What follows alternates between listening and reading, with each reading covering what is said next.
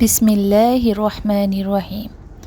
প্রিয় ভাই ও বোনেরা, আপনি কি এমন একজন নারী হতে চান যাকে আল্লাহ তাআলা ভালোবাসেন, যার প্রতিটি দিন বরকতময়, শান্তিময় এবং সফল? আপনি কি চান আপনার ছোট ছোট কাজগুলো আপনাকে জান্নাতে নিয়ে যাক? তাহলে এই ভিডিওটি আপনার জন্য। আজ আমরা জানব একজন জান্নাতি নারীর প্রতিদিনের সুন্দর প্রোডাক্টিভ রুটিন, যা আপনার জীবনকে বদলে দিতে পারে। ইনশাল্লাহ ভিডিওটি শেষ পর্যন্ত দেখুন, কারণ এই একটি ভিডিও আপনার পুরো জীবনকে বদলে দিতে পারে। নাম্বার 1, ফজরের আগে ঘুম থেকে ওঠা। একজন জান্নাতি নারীর দিন শুরু হয় এমন একটি সময় যখন অধিকাংশ মানুষ তখন ঘুমের ঘোরে থাকে। চারপাশে নীরবতা, পৃথিবী যেন থেমে আছে।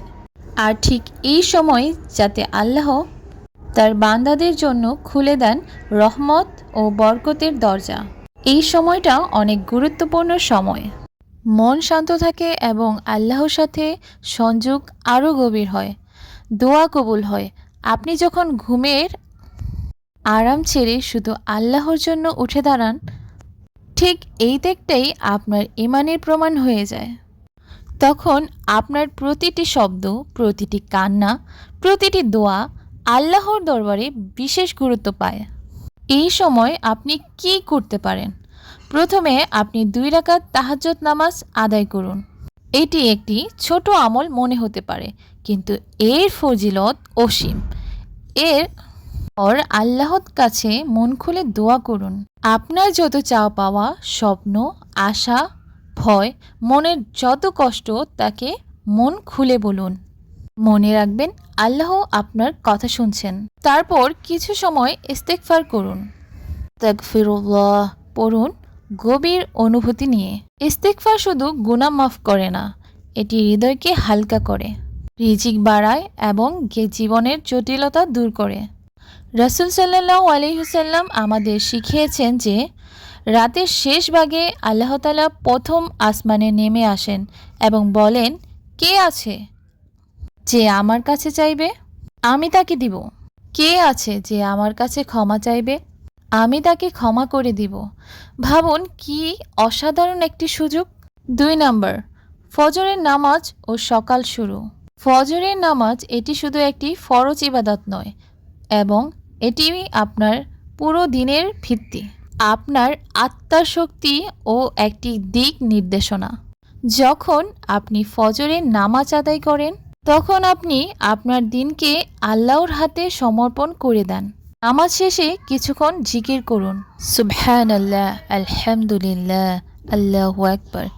এই ছোট ছোট শব্দগুলো আপনার হৃদয়কে আলোকিত করে, আপনার মনে প্রশান্তি এনে দেয়।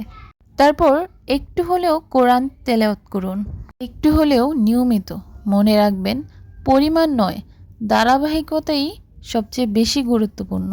প্রতিদিন অল্প অল্প করে কোরআনের সাথে সম্পর্ক রাখুন। এটি শুধু আপনার জ্ঞান না, আপনার হৃদয়কে জীবিত রাখবে।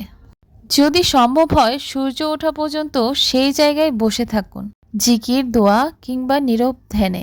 এই সময় একটি অদ্ভুত প্রশান্তি থাকে, যা সারা দিন আপনাকে শক্তি দিবে। নাম্বার 2, ইসলামিক বই বা লেকচার শোনা। এগুলো আপনার দিনের জ্ঞান বাড়াতে সাহায্য করবে। আপনি বুঝতে পারবেন কিভাবে সত্যিকারের মুমিন হয়ে জীবনযাপন করা যায়।